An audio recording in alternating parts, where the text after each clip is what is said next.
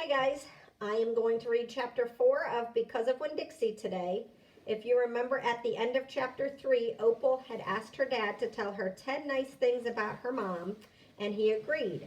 So chapter 4, 1, said the preacher. We were sitting on the couch and Winn Dixie was sitting between us. Winn Dixie had already decided that he liked the couch a lot. 1, said the preacher again. Winn Dixie looked at him kind of hard. Your mama was funny. She could make just about anybody laugh. 2, he said. She had red hair and freckles. Just like me, I said. Just like you, the preacher nodded. 3, she liked to plant things. She had a talent for it. She could stick a tire in the ground and grow a car. When Dixie started chewing on his paw and I tapped him on the head to make him stop. 4, said the preacher. She could run fast. If you were racing her, you could never ever let her get a head start because she would beat you for sure. I'm that way too, I said. Back home in Watley, I raced Liam Fullerton and beat him, and he said it wasn't fair because boys and girls shouldn't race each other to begin with. I told him he was just a sore loser. The preacher nodded. He was quiet for a minute. I'm ready for number 5, I told him. 5, he said. She couldn't cook. She burned everything, including water. She had a hard time opening a can of beans. She couldn't make her head nor tail of a piece of meat. 6, the preacher rubbed his nose and looked up at the ceiling. When Dixie looked up there too.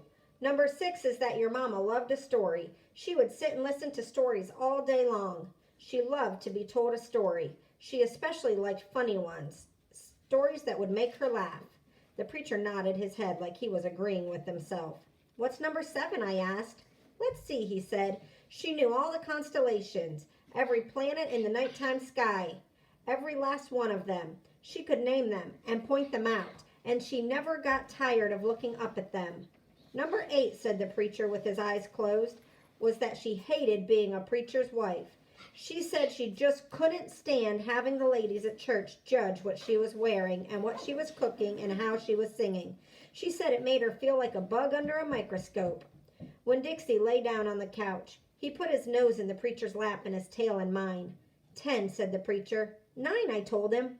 9, said the preacher. She drank. She drank beer and whiskey and wine. Sometimes she couldn't stop drinking, and that made me and your mama fight quite a bit. Number 10, he said with a long sigh. Number 10 is that your mama loved you. She loved you very much. But she left me, I told him. She left us, said the preacher softly. I could see him pulling his old turtle head back into his stupid old turtle shell.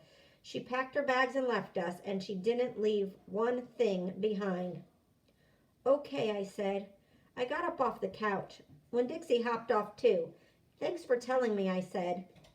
I went right back to my room and wrote down all 10 things that the preacher had told me. I wrote them down just the way he said them to me so that I wouldn't forget them, and then I read them out loud to Winn Dixie until I had them memorized. I wanted to know those 10 things inside and out.